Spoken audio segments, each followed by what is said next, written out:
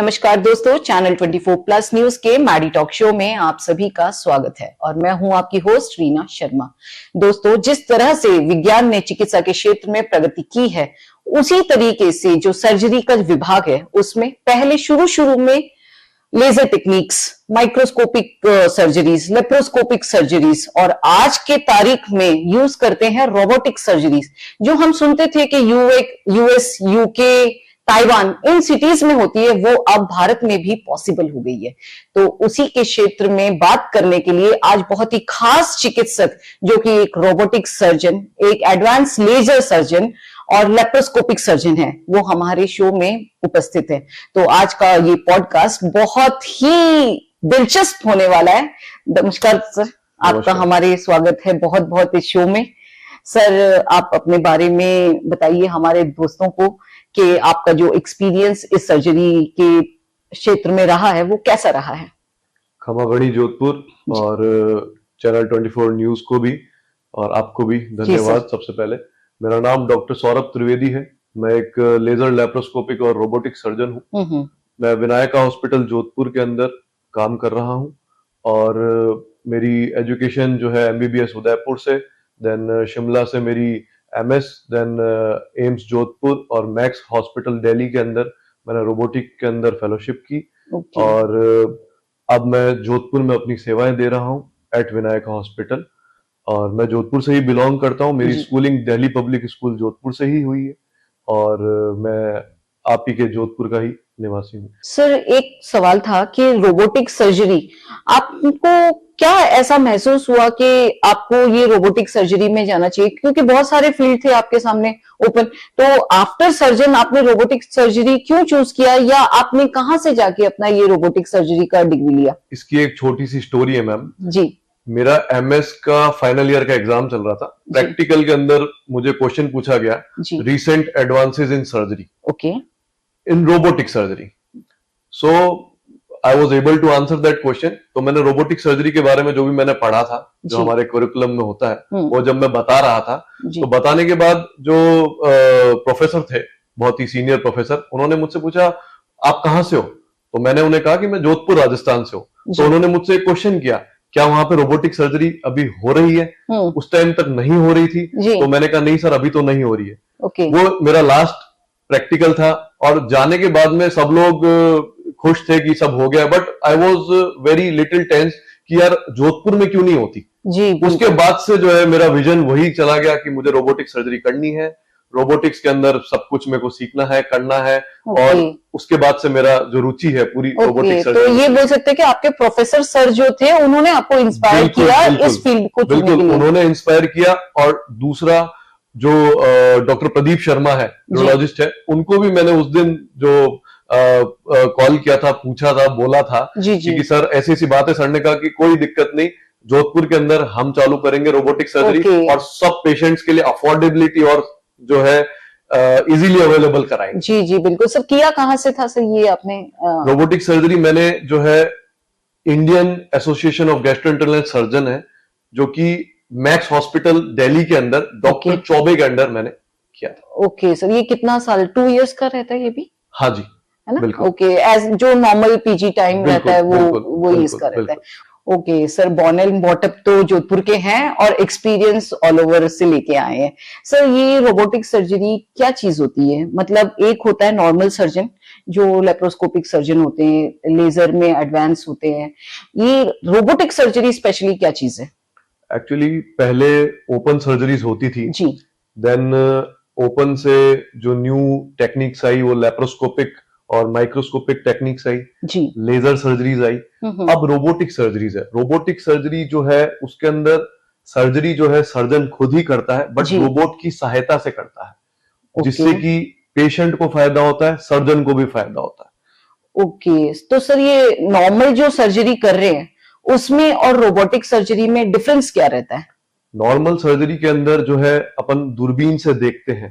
Robotic surgery के अंदर एक सर्जन जो है, एक कंसोल होता है रोबोटिक, वहां बैठता है। सर्जरी जो है उसके जस्ट पास में ही चल रही होती है। और टेली सर्जरी भी हो सकती है कि सर्जन जो है जोधपुर में बैठा है और जो सर्जरी है वो उदयपुर में और कहीं कर रहा है, कितने भी किलोमीटर के दौरान कर सकता है। और दूसरा, रोबोटिक सर्जरी के अंदर जो है मैग्निफिकेशन जो होता है वो 3 डायमेंशनल मैग्निफिकेशन होता है। सर्जन का जो आर्म का मूवमेंट होता है वो 360 डिग्री होता है, तो वो उस ऑर्गन तक आराम से पहुंच सकता है जहां पे लेप्रोस्कोपी या ओपन के अंदर दिखने में और जाने में दिक्कत आती है। तो मरीज को जो है उसके अंदर उस मूवमेंट से कम दर्द होता है और आराम से प्रेसाइजली जो है सर्जन उस ऑर्गन पे काम कर सकता है, उसको उस पे जो भी कार्रवाई करनी है वो कर सकता है। तो ये रोबोटिक सर्जरी का जो है मेजर डिफरेंस है लेप्रोस्कोपिक और ओपन सर्जरी का। ओके सर, अभी आपने बताया कि 360 डिग्री पे हमारा आर्म मूवमेंट होता है, just like we are painting brush, we are using painting brush, है ना? तो सर इसके लिए तो बहुत स्किल्ड होना पड़ता होगा। बिल्कुल, इसके लिए रोबोटिक सर्जरी के अंदर ट्रेंड जो होते हैं सर्जन वो होने चाहिए, और जो आर्म का मूवमेंट है जो सर्जन रोबोटिक कंसोल पे करता है, वही जो मूवमेंट है वो पेशेंट पे उसी टाइम पे हो रहा होता है। और इससे जो है हर आर्टरी, नर्व, जो भी वेसल, हर चीज जो है ऑर्गन की सप्लाई वहां तक आराम से सर्जन पहुंच पाता है। सर ऐसा क्या हुआ कि क्यों हमें ये लगा कि हमें ये वाली सर्जरी करनी चाहिए, क्यों रोबोटिक सर्जरी की जरूरत पड़ी हमें? रोबोटिक सर्जरी की जरूरत उसी तरह से पड़ी जैसे ओपन से लेप्रोस्कोपिक की जरूरत पड़ी कि भाई हम अच्छे से देख पा रहे हैं। अगर सर्जन कंफर्टेबल है to operate on a patient, तो ऑटोमेटिकली पेशेंट को उतना ही फायदा हो जाता है। दूसरा, इसके अंदर कट जो है मिनिमल आता है, ब्लीडिंग कम होती है और रिकवरी बहुत जल्दी होती है। तो आज की डेट के अंदर हर इंसान को फास्ट रिकवरी चाहिए। बिल्कुल सही है। कोई भी लाइन में खड़ा होना नहीं चाहता, बिल्कुल। कोई भी ऑपरेशन के बाद काम को ज्यादा लंबे टाइम तक छोड़ना नहीं चाहता। सब अपनी ड्यूटी पे या कोई भी जो नॉर्मल उसका काम है, कईयों की इमरजेंसी होती है, 2 दिन बाद किसी की शादी है, कोई और इम्पोर्टेंट काम है, तो रोबोटिक सर्जरी के बाद में वो पेशेंट तुरंत उसकी रिकवरी होती है। With in 12 to 14 hours he can do everything he wants. तो इस रिकवरी का कारण है ब्लीडिंग कम होना। ब्लीडिंग कम कैसे हो रही है? क्योंकि हमें 3D मैग्नीफाइड विजन दिख रहा है उसके अंदर, और सर्जन आराम से उस पर ऑपरेट कर पा रहा है, तो उससे रिकवरी जल्दी होती है, और पेशेंट की रिकवरी जल्दी होने से वो जल्दी अपना काम सारा कर सकता है। सर अभी आपने जस्ट बोला कि सर्जन ऑपरेट कर रहा है, तो नाम तो रोबोटिक सर्जरी है कि हम तो सुनेंगे तो यही सोचेंगे कि एक रोबोट ऑपरेशन कर रहा है और सर्जन का उसमें क्या काम। तो सर सर्जन का क्या रोल रहता है रोबोटिक सर्जरी में? देखिए, एक ये सबसे बड़ा मिथ है जो मैं आपको बताना चाहूंगा कि सर्जरी रोबोट नहीं कर रहा। सर्जरी जो है वो सर्जन ही कर रहा है, बट रोबोट की सहायता से कर रहा है। तो इसे हम मास्टर स्लेव रिलेशनशिप कहते हैं, जिसमें मास्टर सर्जन है, जो स्लेव है वो रोबोट है। जो मेरे ये हैंड का मूवमेंट है वही मूवमेंट जो है वो रोबोट करेगा। जो मैं चाहूंगा वही होगा, जो सर्जन चाहेगा वही होगा। तो सर्जरी सर्जन ही कर रहा है, बट रोबोट की सहायता से कर रहा है। मास्टर सर्जन है, स्लेव रोबोट है। सर इसको इस तरीके से भी बोल सकते हैं कि रोबोट एक इंस्ट्रूमेंट है आपका, और जिसको आप बहुत फाइनली यूज कर रहे हैं, है ना? बिल्कुल। जैसे ओपन सर्जरी में सर्जन जो है चीरा लगा के पेशेंट के पास खड़ा है, लेप्रोस्कोपी में लेप्रोस्कोप के इंस्ट्रूमेंट लेके पेशेंट के पास खड़ा है। इसमें रोबोटिक कंसोल पे आराम से कुर्सी पे बैठा है, कर रहा है, और वो सर्जरी वहां पे साथ में हो रही है। जो मूवमेंट सर्जन कर रहा है वही मूवमेंट पेशेंट पे हो रहा है। वही मूवमेंट रोबोट के आर्म्स के हो रहे। जी सर, तो सर इसको इस तरीके से भी देख सकते हैं कि ये डॉक्टर्स के लिए भी बेनिफिशियल है रोबोट को यूज करना। बिल्कुल, सर्जन्स के लिए, डॉक्टर्स के लिए बहुत ज्यादा बेनिफिशियल है, और जो चीज उनके लिए बेनिफिशियल है वो ऑटोमेटिकली पेशेंट के लिए बेनिफिशियल। बिल्कुल सही बात है, क्योंकि अगर सर्जन कंफर्टेबल है तो पेशेंट के रिजल्ट भी कंफर्टेबल आएंगे। सही है सर। तो टाइम इसमें कम बचता है, या जो सर्जन होते हैं वो उनको थकावट कम होती है, या क्यों ऐसे एक काम हम जैसे अभी पॉडकास्ट कर रहे हैं तो वो भी हम बैठे बैठे कर रहे हैं, तो उसमें भी आप बैठे बैठे कर रहे हैं, तो आपके जो सर्जिकल कैरियर होगा उसमें आपने जब ट्रेनिंग वगैरह की थी तो उस समय देखा होगा कि आप खड़े खड़े घंटों खड़े खड़े काम कर रहे हैं।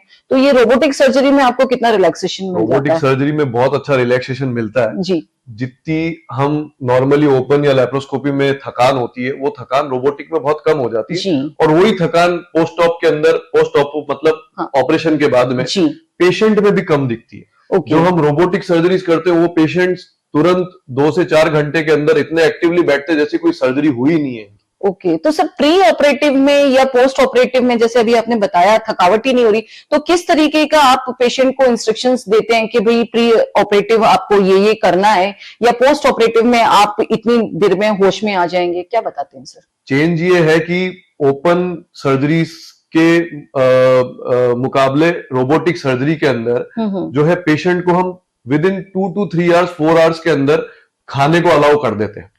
और जितनी जल्दी वो खाने को लेता है, पानी, जूस जो भी है, उसकी रिकवरी उतनी फास्ट होती है। तो ये फायदे रोबोटिक सर्जरी के। ओके, ब्लीडिंग का और इसका पेन का कितना सर रोल रहता होगा? देखिए, ब्लीडिंग जो है वो कोई भी वेसल या कोई उससे होती है, तो रोबोटिक्स के अंदर जो है हमें वेसल बहुत अच्छे से दिखती है। तो वेसल इतनी मैग्निफाइड व्यू दिखता है कि हम उसके पास जाते ही नहीं और ब्लीडिंग होती ही नहीं, नए के बराबर होती है। तो ब्लीडिंग जब नहीं होती तो उसके अंदर रिकवरी बहुत जल्दी होती है। और पेन जो है, रोबोट के मूवमेंट इतने प्रेसाइज और शार्प होते हैं कि वो पेन जो है उसको होता ही नहीं है, नए के बराबर होता है। ओके सर, अभी आपने बताया हाई मैग्नीफाइंग उसमें ग्लास यूज करके आप देखते हैं, तो सर जब किसी पेशेंट को जैसे गॉल ब्लैडर स्टोन है या कहीं पे बड़ी पथरी है, तो वो इतनी साइज है, तो पहले क्या करते थे कि चीरा लगाते थे, चीरा लगा के उस पथरी को बाहर निकालते थे और बाकायदा देते थे पेशेंट्स को कि ये आपके इतना साइज निकालो। तो रोबोटिक सर्जरी में जब आप इतना सा छेद कर रहे हैं, तो किस तरीके से उसको बाहर निकाल रहे हैं? रोबोटिक सर्जरी के अंदर भी निकालते वैसे ही है, बट हम एक बैग लेके उसके अंदर निकालते हैं और उसी छोटे से जो चीरा है उसी के अंदर से उसको निकाल देते हैं बाहर। और वो स्टोन हम रोबोटिक सर्जरी में भी पेशेंट और पेशेंट के साथ वालों को दिखाए जाते हैं। तो सर वो पीसेस में निकलता है? बिल्कुल, पीसेस में निकलते हैं और प्रेसाइजली निकलते हैं, आराम से एक एक स्टोन आराम से निकलता है उसका। जी सर, एक और सवाल था मेरा आपके लिए कि जो हम हर्निएक्टॉमी करते हैं, हर्निया कहीं पे भी होता है उसको निकालते हैं, तो एक हर्निया के अंदर एक जाली नुमा कुछ मैश वो चीज डालते हैं, तो वो सर किस तरीके से रोबोट डालता होगा सर? देखिए, इसके अंदर हर्निया जो सर्जरी होती है वो एक एब्डोमिनल वॉल वीकनेस होती है जी। जो हमारी एब्डोमेन है उसकी वॉल वीक हो जाती है और उससे आते या जो पेट की जो चीजें होती है वो बाहर आ रही होती है जी। तो पहले हम उसको जो है सूचर लगा के बंद करते हैं और उसमें एक जाली लगाते हैं, जिसे नॉर्मल शब्दों में जाली कहते हैं, बट हम मैश लगाते हैं जी। तो रोबोटिक सर्जरी के अंदर हम 3D मैश लगाते हैं, 3 डायमेंशनल मैश, जो कि रोबोट के अंदर 3 डायमेंशनली हमें दिखती है। तो वो पूरे उस एरिया को कवर करती है। उससे फायदा ये होता है कि वापस हर्निया होने के चांस ना के बराबर हो जाता है। तो हर्निया सर्जरी की एक ही प्रॉब्लम है कि वो वापस हो जाता है। तो रोबोटिक हर्निया सर्जरी के अंदर ये देखा गया है, ये लिटरेचर कहती है कि जो 3D मैश लगाते हैं और रोबोट द्वारा जो हम लगाते हैं उसके अंदर हर्निया नए के बराबर वापस होता है और जल्दी रिकवरी होती है। और जो हम उसकी जो क्लोज करते हैं और मैश को फिक्स करते हैं वो सूचरिंग मेथड से करते हैं, जिससे कि उसको पेन बहुत कम होता है। ये सब रोबोट द्वारा पॉसिबल है, surgeon assisted surgery with robot के द्वारा पॉसिबल। तो ये नॉर्मल सर्जरी जो हर्निएक्टॉमी करने के बाद में किया जा रहा है और जो रोबोटिक करने के जा रहा है, उसमें दोनों में इतना बड़ा डिफरेंस है कि वापस रिकरेंट होने के चांसेस ना के बराबर है। बिल्कुल सर, बहुत बड़ी क्रांति है कि हर्निया के क्षेत्र में भी कि आप हर्निया निकाल रहे हैं और उसमें भी रिकरेंट के चांसेस ना के बराबर है। तो सर आप पोस्ट ऑपरेटिव पेशेंट्स को 2-3 घंटे बाद में आप खाने को बोल देते, तो आप एनेस्थीसिया वगैरह कोई यूज नहीं कर रहे? नहीं, बिल्कुल एनेस्थीसिया का जो प्रोसीजर है वो सेम ही रहता है जी। एनेस्थीसिया जो है जनरल एनेस्थीसिया रहता है इसके अंदर, मोस्टली जनरल एनेस्थीसिया के अंदर प्रोसीजर होता है और जो एनेस्थीसिया का सिस्टम है वो सेम रहता है, बट जो सर्जरी है वो रोबोटिक जो है वो वैसे होती है। तो सर कौन कौन सी ऐसी बीमारियां हैं हमारे शरीर में जिसका जो ऑपरेशन है हम रोबोटिक सर्जरी से कर रहे हैं? देखिए, आज की डेट के अंदर हम हमारे हॉस्पिटल के अंदर जो ऑर्गन्स हैं, जैसे प्रोस्टेट की सर्जरी है वो हम रोबोटिक्स कर रहे हैं। खासकर प्रोस्टेट कैंसर के अंदर हम रोबोटिक सर्जरी का यूज कर रहे हैं जी।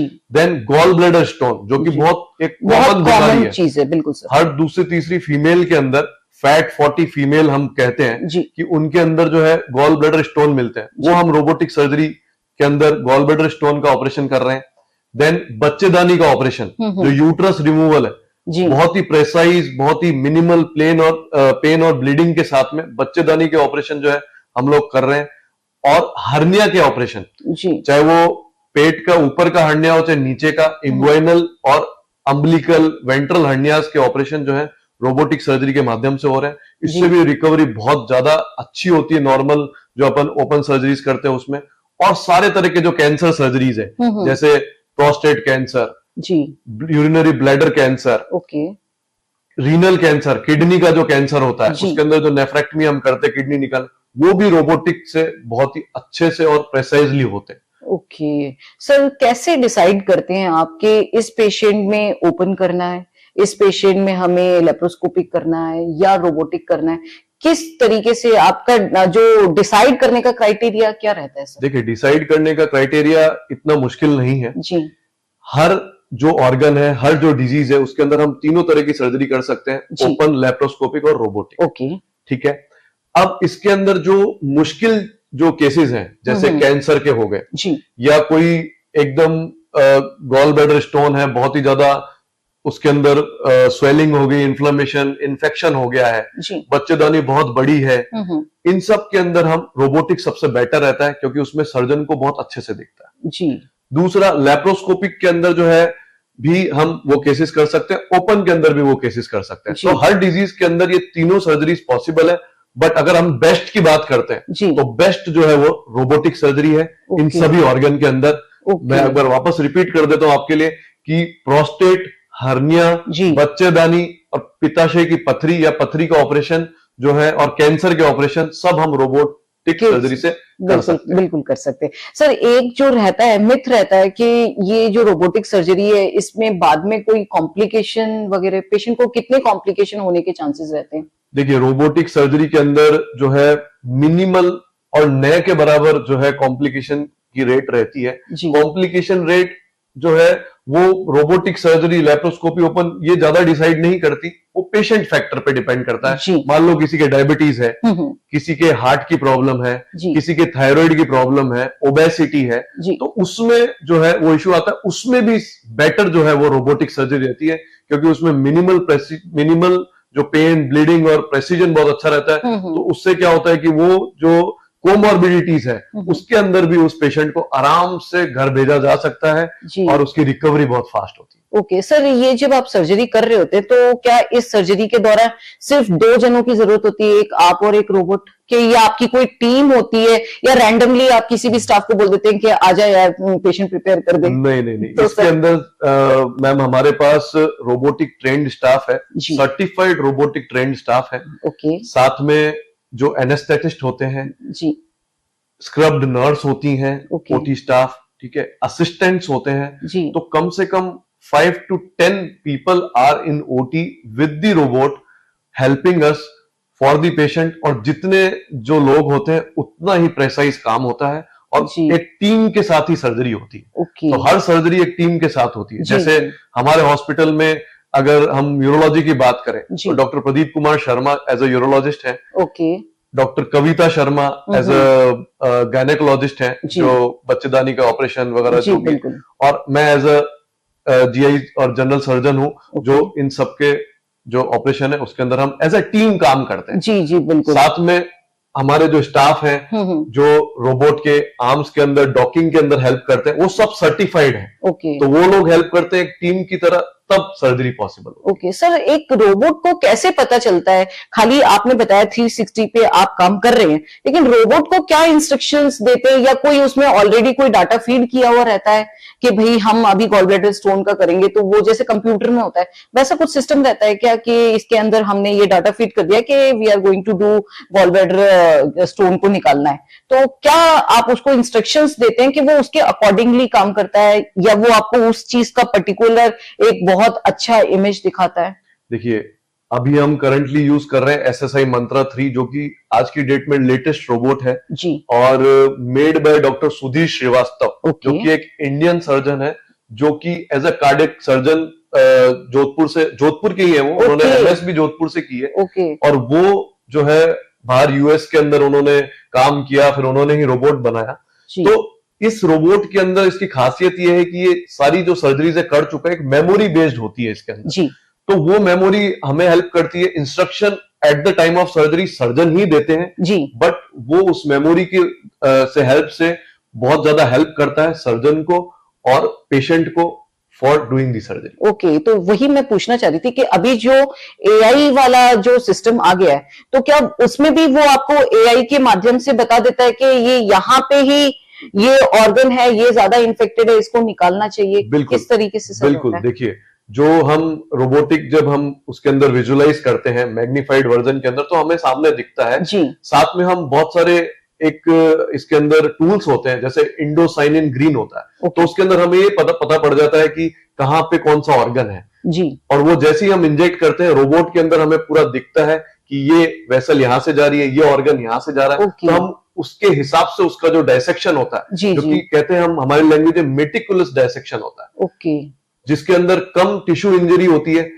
कम आसपास के स्ट्रक्चर्स को इंजरी होती है और प्रेसाइजली उस ऑर्गन को रिमूव किया जाता है। ओके सर, एक ये मेरे को छोटा सा सवाल था कि जैसे ही अपन ओपन किया, एब्डोमेन ओपन किया या कुछ भी लेयर्स हटाई, हटाते के साथ ही सर अंदर तो सब रेड रेड दिखता होगा ना, तो उसमें फिर क्या कोई इसके अंदर कुछ ऐसा टूल भी होता है जिससे कलर डिस्टिंग्विश हो जाता है कि ये रेड ब्लड है, ये ऑर्गन का कलर है? कैसे सर? बिल्कुल, इसके अंदर जो है रोबोटिक के अंदर मैंने आपको पहले ही बताया मैग्नीफाइड विजन होता है जी। सर्जन जो एक 3D ग्लासेस लगा के बैठता है, जो कि रोबोट के लिए अलग से बनते हैं, जैसे वीडियो गेम खेल रहे हैं। बिल्कुल वैसे ही कुछ, वैसे ही कुछ। तो उसके अंदर जो ग्लासेस पहनता है, उस ग्लासेस के अंदर जो ऑर्गन है वो 3 डायमेंशनल दिखता है जी। उसके पास के स्ट्रक्चर 3 डायमेंशनल दिखते हैं। वो एनाटमी जो है हमारी जो एजुकेशन होती है उसके अंदर आती है जी। तो वो एनाटमी से कोरिलेट करके और रोबोट की मदद से, एआई की मदद से हम लोग उसको देख पाते हैं, उस ऑर्गन, उस स्ट्रक्चर को, और उसको उस तरह से हम मेटिकुलसली डायसेक्ट करके उस ऑर्गन को या उस डिजीज को रिमूव कर पाते हैं। ओके सर, अभी जस्ट आपने बताया कि श्रीवास्तव जी जो डॉक्टर हैं उन्होंने अभी एक रोबोट बनाया, उसको आप यूज कर रहे हैं, तो सर ये जो रोबोट होता है उसकी खुद की कॉस्ट कितनी होती होगी?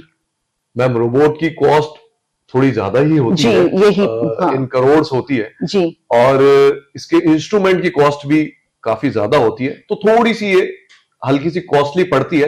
बट आज की डेट में एट विनायक हॉस्पिटल जो 10 लाख की जो सर्जरी है वो हम कम के अंदर जो है जोधपुर वासियों के लिए, और राजस्थान, पश्चिमी राजस्थान में पहली बार इतनी कम कॉस्ट में इतनी हाईली रेटेड और मैग्नीफाइड सर्जरी, रोबोटिक सर्जरी हम प्रोवाइड कर रहे हैं जी, कम दामों के अंदर। तो ये बहुत एक अच्छी चीज है। जब मैं भी जोधपुर में ही पला बड़ा हूँ, मेरा भी खैर हमारे भी रिलेटिव, हम लोग सब भी जाते थे हॉस्पिटल में, तब जाते थे तो काफी ऐसा लगता था कि कहीं और जाना पड़ेगा, अहमदाबाद जाना पड़ेगा या कहीं दिल्ली जाना पड़ेगा या कहीं बाहर जाके अपन को ऑपरेट कराना पड़ेगा। बट आज की डेट में विनायका हॉस्पिटल के जो डायरेक्टर है डॉक्टर कविता शर्मा, डॉक्टर प्रदीप शर्मा, उन्होंने ये बहुत ही एक क्रांति लाई है कि इतनी कम कॉस्ट में हमारे लिए अपने शहर के अंदर इस सर्जरी को प्रोवाइड करवाना तो बहुत ही अच्छी चीज है जी, और हमें इसका फायदा उठाना चाहिए। जी बिल्कुल, सर ने बहुत अच्छी बात बताई हमें कि जो रोबोट की खुद की कॉस्ट बहुत ज्यादा है, इंस्ट्रूमेंट्स की कॉस्ट बहुत ज्यादा है, लेकिन फिर भी विनायका हॉस्पिटल जोधपुर के अंदर ये फैसिलिटी प्रोवाइड करवाई गई है कि भाई वो थोड़ा हमें कम दामों पे मिले। सर मिनिमम एक सर्जरी के पीछे, जो रोबोटिक सर्जरी, एक छोटा सा ऑपरेशन अगर हमने किया पथरी का ही, तो उसमें पेशेंट को कितना चार्जेस आ जाता होगा? देखिए, सबसे पहले तो मैं आपको ये बताना चाहूंगा कि ये एक तो Rajasthan government health scheme insurance जो टीपीएस होते हैं उसके अंदर कवर्ड है। ओके, ये इंश्योरेंस में मिल रहा है क्लेम इसका? पहले नहीं था रोबोटिक्स, पहले नहीं था, बट अभी हमने जो है उनसे रिक्वेस्ट करी है जिससे कि पेशेंट को बेनिफिट मिले, तो उसके अंदर कवर्ड है। और काफी सारी योजनाएं जैसे सीजीएचएस और बाकी सब के अंदर भी जो है गवर्नमेंट जो है अप्लाई कर रही है, क्योंकि ये आज की डिमांड है। बिल्कुल सर, जो बेटर है पेशेंट्स के लिए। जैसे एक टाइम पे ओपन सर्जरी होती थी, लैप्रोस्कोपिक सर्जरी नए के बराबर होती थी, तो लैप्रोस्कोपिक सर्जरी आज की डेट में हर इंश्योरेंस, हर योजना के अंदर कवर्ड है। वैसे ही रोबोटिक सर्जरी भी धीरे धीरे हर योजना, इंश्योरेंस के अंदर कवर्ड हो रही है जी। बट स्टिल अगर नहीं भी है किसी के पास में, तो जो बाहर जो चीज 6 to 8 लाख 10 लाख के अंदर जो सर्जरीज होती है, वो विद इन हम 1.5 लाख के अंदर जो है पूरी सर्जरी 1.5 लाख तक में हो जाता है सर। ये तो मेरे लिए भी नई खबर है बिल्कुल कि 1.5 लाख तक में ही ऑपरेशन हो जाता है। अगर हम नॉर्मल सर्जरी को देखें तो सर उसमें भी पेशेंट का जाना इन्वेस्टिगेशंस करवाना, उसके बाद में पोस्ट ऑपरेटिव अगर कोई कॉम्प्लिकेशन हो जाता है तो फिर वापस रिव्यू के लिए जाना, और जो हमारा टाइम कंजप्शन हुआ है उसको अगर मिलाएं तो उसका टोटल एक्सपेंडिचर भी इतना लमसम हो ही जाता है सर। तो ये बहुत अच्छा है, तो क्यों हम ये सर्जरी नहीं कर पा रहे हैं? ये बहुत अच्छी सर्जरी है जिसके माध्यम से हमें बहुत कम टाइम में और बहुत ही क्या बोलते हैं फाइन तरीके से, स्किल्ड तरीके से की जा रही है। सर जोधपुर में और कहाँ हो रही है सर ये? अपने एम्स में? एम्स में हो रही है, बिल्कुल हो रही है। और प्राइवेट सेक्टर में जोधपुर के अंदर जो है एट विनायका हॉस्पिटल हो रही है। और बट जो SSI मंत्रा जो रोबोट है, जो लेटेस्ट रोबोट है, वो एट प्रेजेंट विनायका हॉस्पिटल के अंदर है और पश्चिमी राजस्थान के अंदर अपने हॉस्पिटल। ओके सर, और आउट ऑफ राजस्थान अगर हम बड़े सेंटर को अगर प्रेफर करें, जैसे आपको एम्स का एक्सपीरियंस अच्छा है सर, तो अगर किसी को रिकमेंड करें तो कौन से अच्छे सेंटर्स हैं अपने इंडिया में? इंडिया के अंदर देखिए काफी सेंटर्स हैं, अपोलो हॉस्पिटल्स, मैक्स हॉस्पिटल्स, और जो कॉर्पोरेट हॉस्पिटल्स होते हैं वो हैं बिल्कुल। तो वहां पे भी ये सर्जरीज काफी टाइम से चल रही है। ऐसा नहीं है कि रोबोटिक सर्जरी 2025 में या 26 में आई है, ये लेट 2000 के अंदर रोबोटिक सर्जरी स्टार्ट हो गई थी। बट हमारे शहर जोधपुर के अंदर इतना अवेयर भी नहीं है इसके लिए। बिल्कुल, हमें 26 साल लग गए जी सर जोधपुर में आने के लिए, क्योंकि जो डिमांड और सप्लाई जो है उस पर सब कुछ डिपेंड करता है। बट आज की डेट के अंदर 2026 हो, 2000 से 2026 एक लंबा टाइम है, ये नई चीज नहीं है, एक पुरानी चीज है। बस प्रोवाइड जो है वो आज की डेट में 2026 के अंदर इस कॉस्ट के अंदर इजीली अवेलेबल और अफोर्डेबल, सबसे इंपॉर्टेंट जो है अफोर्डेबिलिटी है। जी सर बिल्कुल, 1-1.5 लाख रुपए अगर कोई अपने, आजकल वैसे भी कोविड के बाद में लोग इतना एक्टिव हो गए हैं खुद की हेल्थ को लेके, तो वो इतना एक्सपेंडिचर अपने किसी भी पर्टिकुलर सर्जरी पे कर सकते हैं। बिल्कुल। तो सर पहले ये बोला जाता था कि यूके, यूएस या अगर रोबोटिक सर्जरी करानी है तो आपको फॉरेन प्रेफर करना चाहिए, तो आज की तारीख में हम इंडिया में सेफ हैं। बिल्कुल, जो फॉरेन में जो रोबोटिक सर्जरीज हो रही है, जी रोबोट भी जो है इंडियन सर्जन ने बनाया। हाँ सर, वही बड़ी बात है। फॉरेन में जो रोबोटिक सर्जरी है वो इंडियन डॉक्टर्स कर रहे हैं। जी बिल्कुल, 80 to 90% जो अच्छे सर्जन है फॉरेन के अंदर वो इंडियन है जी। और वो इंडियन सर्जन इसीलिए बाहर है क्योंकि इंडिया के अंदर उस टाइम रोबोट इतना नहीं था जी। बट आज की डेट में अगर मैं कहूं कि मेरी एजुकेशन के बाद में मैंने भी ये सोचा था कि मैं बाहर जाऊंगा, रोबोटिक सर्जरी करूंगा, बट आज की डेट में मैंने एम्स के अंदर था, अब विनायका हॉस्पिटल के अंदर हूं, तो रोबोटिक सर्जरी अगर हम यहाँ कर सकते हैं हमारे लोगों के लिए, हिंदुस्तान के अंदर अगर हम काम कर सकते हैं तो बाहर क्यों जाएंगे और अपने लोगों को सेवाएं देंगे। बिल्कुल सही बात है सर। अभी मैं एक थोड़ी देर पहले ही तैयारी कर रही थी पॉडकास्ट की, तब मैंने एक चीज पढ़ी थी कि खान सर एक वीडियो में बोल रहे हैं कि फ्रांस में बैठे इंडियन डॉक्टर दिल्ली के अंदर सर्जरी कर रहे हैं। तो सर ये कैसे पॉसिबल होता है? इतना लंबा डिस्टेंस कैसे कवर करके एक सर्जरी की जा रही है? देखिए ये सबसे, और ये जो सर्जरी के बारे में आप जो बात कर रहे हैं ये इसी रोबोट से हुई है जो विनायका हॉस्पिटल के अंदर है। ओके, सेम रोबोट से यूज किया गया है, SSI मंत्रा 3 जी। उसके अंदर जो सर्जन है वो फ्रांस के अंदर पेशेंट है और सर्जन इंडिया के अंदर है, या इंडिया के अंदर पेशेंट है, फ्रांस में सर्जन है, इंडियन सर्जन।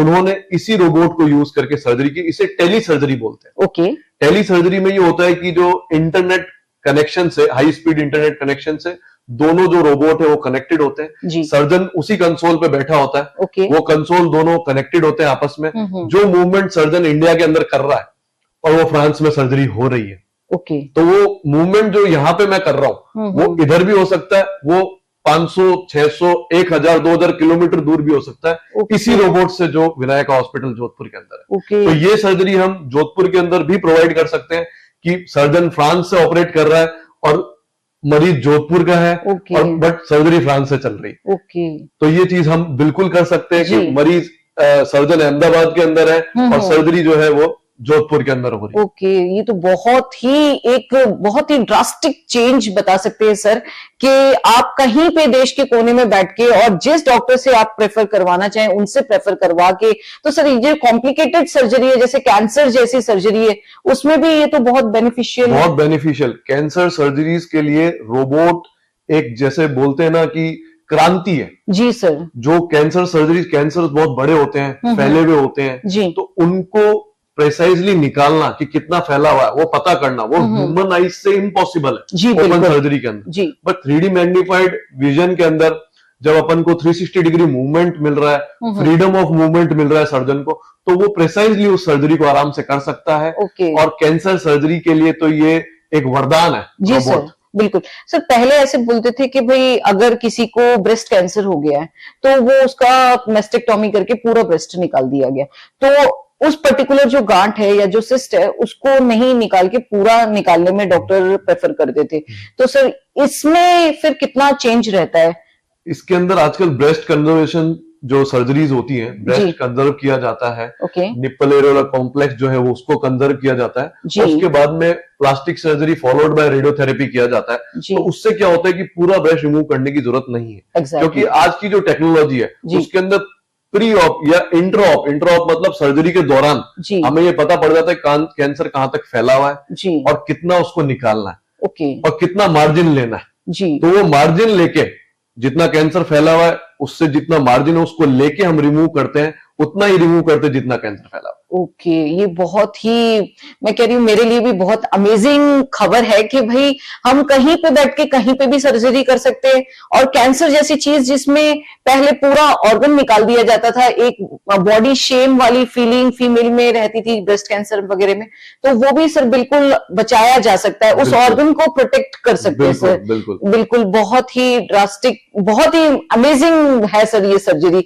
सर इसके अंदर जो आजकल के जेनजीज जो हैं, जिनको बोलते हैं आजकल का युवा या मिलेनियम स्टूडेंट्स जो है, इसमें कितना सर इसका यूजफुल है? उनके लिए वो लोग किस तरीके से इसको यूज कर सकते हैं? देखिए, जेनजीज और जो ये न्यू जनरेशन है उनको सब कुछ फास्ट चाहिए। बिल्कुल भाई, हमारी जो मेडिकल एजुकेशन है वो आप कितना ही फास्ट करो वो थोड़ी सी स्लो होती है, बट वो एक ह्यूमन पे हमें काम करना है तो वो थोड़ा स्लो होती है। बट अब जब हम काम कर रहे हैं, जैसे रोबोटिक सर्जरी कर रहे हैं, उसके अंदर फास्ट रिकवरी है। जी बिल्कुल, fast ready to go to work है। जी सर, आप नेक्स्ट डे अपनी ऑफिस ज्वाइन कर सकते हैं। तो जेनजीज को यही चाहिए। मोस्टली जो है जेनजीज है एक प्राइवेट सेक्टर के अंदर काम कर रहे हैं, ऑटोमोबाइल्स के अंदर सॉफ्टवेयर इंजीनियर एज और काफी इंडस्ट्रीज के अंदर भारत हमारा आगे बढ़ रहा है। तो बट आगे क्यों बढ़ रहा है? क्योंकि सब कुछ फास्ट हो रहा है। ऐसा नहीं है कि भाई ऑपरेशन हुआ, ओपन सर्जरी हो या कोई पहले की पुरानी सर्जरी हुई,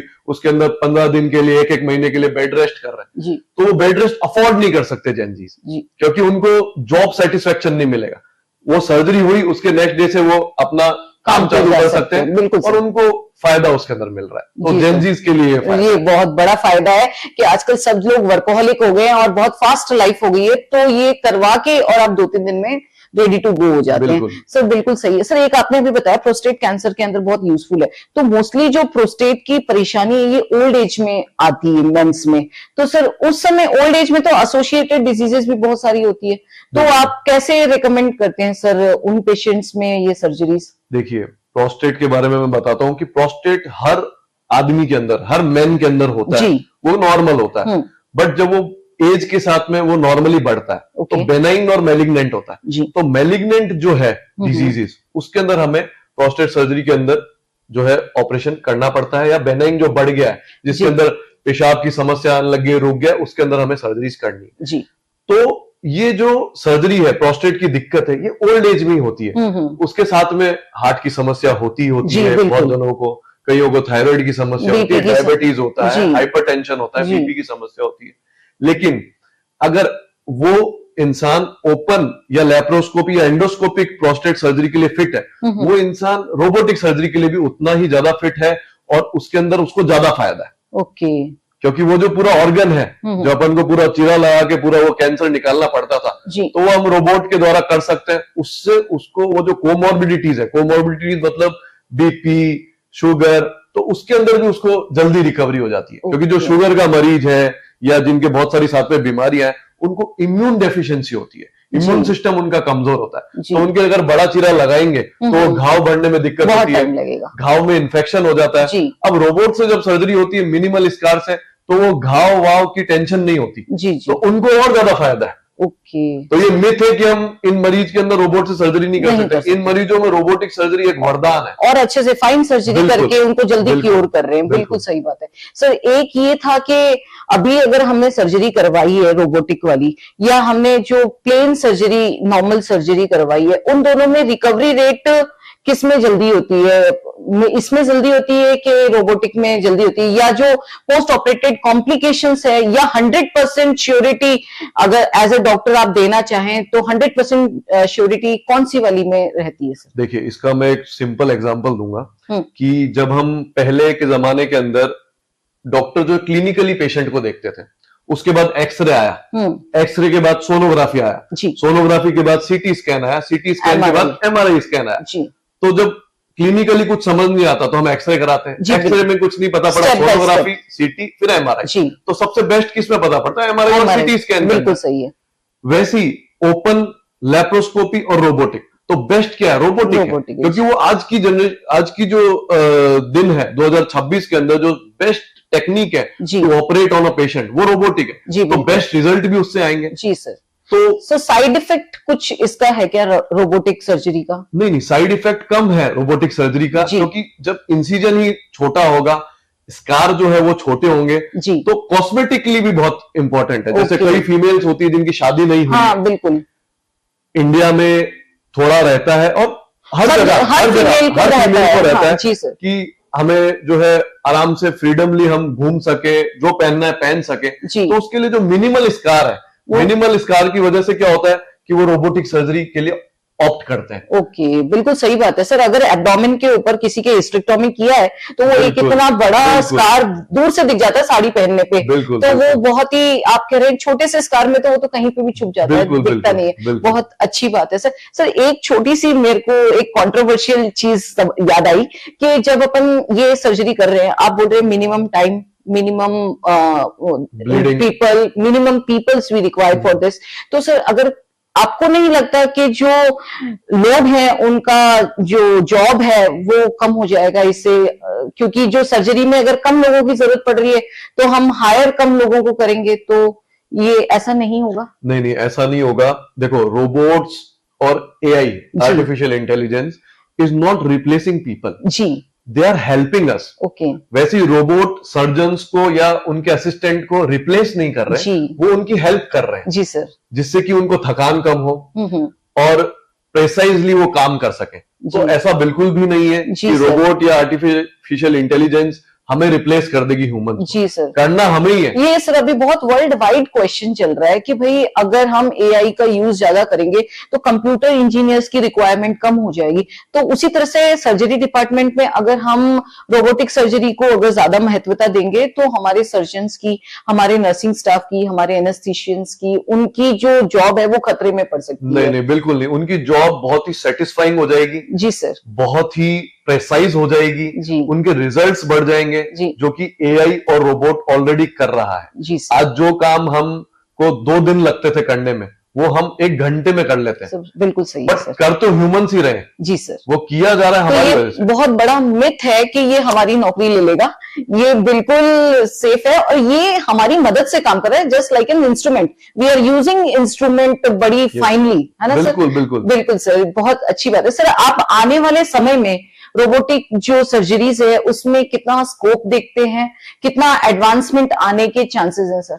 रोबोटिक सर्जरी के अंदर जो है स्कोप बहुत ही ट्रेमेंडसली इंक्रीज होगा, क्योंकि आज हमारी शरीर है जी। हमारे बड़े बुजुर्ग कहते थे कि बेटा बाकी सब चीजें बाद में, पहले अपना शरीर है। बिल्कुल सही बात। ये हर माँ बाप, पहला सुख निरोगी का। बिल्कुल बिल्कुल बिल्कुल। Health is more important than wealth. जी सर, बिल्कुल, ये एक कहावत है।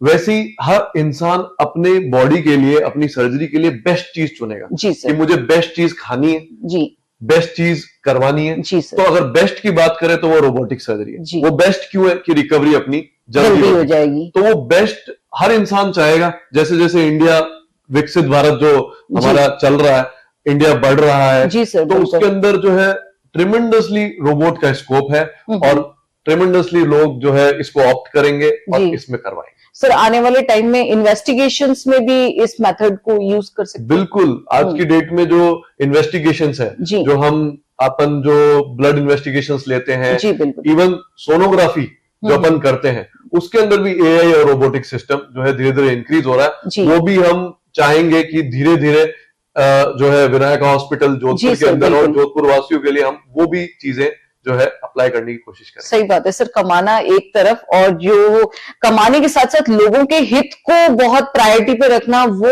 एक बहुत बड़ा नजरिया है। नहीं मैम, हमारे जो डायरेक्टर हैं उनका विजन यही है जी कि उन्होंने अपनी एमएस, अपनी एमबीबीएस जो है जोधपुर मेडिकल कॉलेज से की है, जोधपुर में रहकर करी है। जी सर। तो उन लोगों का विजन यही है कि जोधपुर के लोग और जोधपुर के आसपास के लोगों को ज्यादा दूर ना जाना पड़े for these high definite surgery like robotic surgeries, उनको बाहर ना जाना पड़े क्योंकि बाहर जाने में आने जाने का खर्चा भी लग जाता है, वहां आप स्टे करते हैं उसका खर्चा लग जाता है, 3 दिन रुकेंगे उस हिसाब से खर्चा लगेगा, फिर मेडिसिन, फिर वापस विजिट के लिए जाना बार बार, तो वो अगर सब यही मिल रहा है तो क्यों हम प्रेफर करेंगे। फॉलो अप में प्रॉब्लम आती है। जी सर बिल्कुल, तो वो फॉलो अप हमारे घर के अंदर ही और हॉस्पिटल के अंदर घर जैसा एनवायरनमेंट मिलता है, वही जोधपुर के जो लोग हैं वही सब कुछ वो मिलता है। तो एक पेशेंट की रिकवरी अपने लोगों के बीच में बहुत जल्दी हो जाती है। बिल्कुल होती है मैम, बिल्कुल। जी, एक वो उनको जो सेटिस्फेक्शन, मेंटल जो सेटिस्फेक्शन है वो यही मिलेगा। वहां जाके सोचेगा कि मेरे पास में 2 ही लोग हैं और यहाँ सोचेंगे कभी कोई मिलने आ गए, तो उस हिसाब से एक वो जल्दी रिकवरी होती है। सर आपका कोई ऐसा एक्सपीरियंस जो आपके लिए बहुत मेमोरेबल रहा हो अब तक की आपकी इस सफर में? मैम मेरा जो एक्सपीरियंस है, मैं एक ऐसी जनरेशन के अंदर डॉक्टर हूं या सर्जन अपन कहेंगे कि मैंने ओपन सर्जरीज, लैप्रोस्कोपिक, लेजर और अब रोबोटिक सारी फेसेस देखे हैं। जी सर। तो इसके अंदर जब मैं ओपन से लैप्रोस्कोपिक पे गया, लैप्रोस्कोपिक से जो है लेजर लैप्रोस्कोपिक करते करते जो मैं सूचरिंग कर रहा था जी, जो अंदर जो हम दूरबीन द्वारा जो सूचर लेते हैं वो जब मैंने रोबोट से करना स्टार्ट किया जी, तो एक प्रेसाइज और बहुत ही अच्छे से बिना ब्लीडिंग के जो है मैं सूचर ले पा रहा था। तो वो एक्सपीरियंस मेरा बहुत ही ज्यादा अच्छा रहा रोबोट से। और उससे मैंने पेशेंट की रिकवरी में भी, जब मैंने सुबह उससे मिला या उसके 4-5 घंटे बाद जब मैं उससे मिला, तो उसकी रिकवरी उसके चेहरे पे, उसकी मूवमेंट्स पे और उसके वे ऑफ टॉकिंग पे, उसके एक्सप्रेशंस पे मुझे दिखी। तो ये एक्सपीरियंस जो है मेरा रोबोटिक सर्जरी से बहुत अच्छा रहा और वो बेटर फॉर पेशेंट है। तो एक सर्जन के लिए इससे ज्यादा सेटिस्फाइंग कोई भी चीज नहीं है कि उसका patient with in 2 to 3 hours वो उसके सामने बैठा है और वो कह रहा है कि मेरी छुट्टी कर दो आप। जी बिल्कुल। और हम उसको कह रहे हैं कि आप थोड़ी देर रुक जाइए, 5-6 घंटे थोड़ा रुक जाओ, उसके बाद आपकी छुट्टी कर देंगे। एंड ही इज सेइंग की, और शी इज सेइंग कि मुझे घर भेज दीजिए। जी बिल्कुल। तो ये एक बहुत बड़ी क्रांति है। हाँ। तो ये बहुत अच्छी चीज। बिल्कुल सर इसमें अभी आपने स्यूचरिंग की एक छोटी सी बात की थी, उसके लिए मुझे पूछना है कि स्यूचर्स जब रोबोट लगा रहा है, आप उनको गाइड कर रहे हैं, तो वो थ्रेड वाले यूज कर रहे हैं कि स्टेपलर यूज कर रहे हैं? किस तरीके के स्यूचरिंग आप उसमें करते हैं? ये ओपन करने वाले कर रहे हैं कि एब्जॉर्ब अपने आप हो जा रहे हैं, वो वाले कर रहे हैं? देखो अंदर जो है मोस्टली एब्जॉर्बेबल लगते हैं कि वो बाद में निकालने ना पड़े,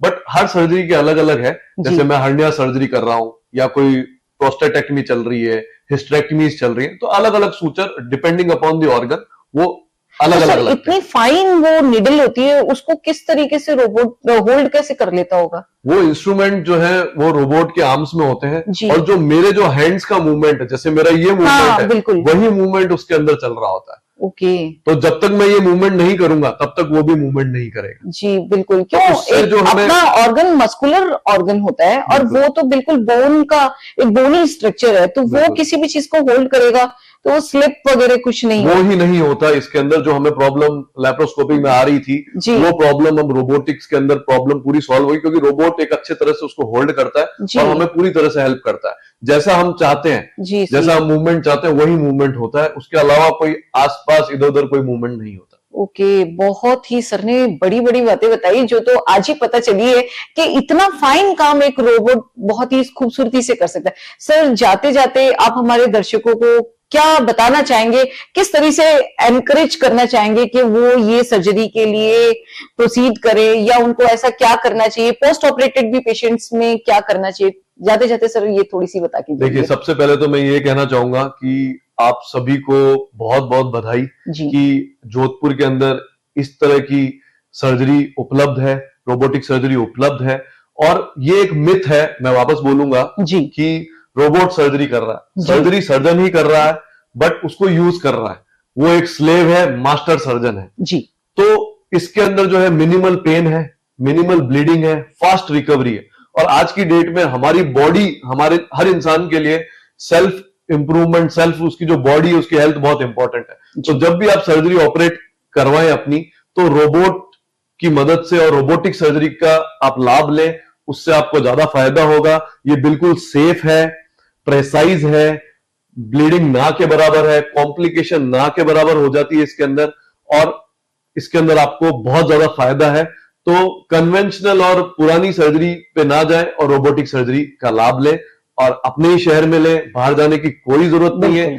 इसकी हम पूरी आपको वो गारंटी देते हैं कि इधर आपका इलाज बहुत अच्छे से हो सकता है। बिल्कुल, और इतने अच्छे हमारे डॉक्टर साहब हैं जो इतना प्यार से हमको ये समझा दिए कि किस तरीके से ये सर्जरी यूजफुल है, तो हम क्यों दूसरी जगह जाएंगे। तो सर ये बहुत बहुत धन्यवाद आपका। और आज हमने डॉक्टर साहब से बहुत ही अच्छे तरीके से साधारण शब्दों में सीखा कि किस तरीके से रोबोटिक सर्जरी दूसरे जो सर्जरी के मेथड से उससे ज्यादा बेनिफिशियल है हमारे लिए। तो आज के लिए बस हमारे शो में इतना ही। ये थे डॉक्टर सौरभ त्रिवेदी सर जो विनायका हॉस्पिटल में हैं और एक बहुत ही अच्छे रोबोटिक सर्जन हैं। आज के लिए शो में बस इतना ही। मैं हूं आपकी होस्ट रीना शर्मा। आज के शो में लेते हैं विराम। धन्यवाद।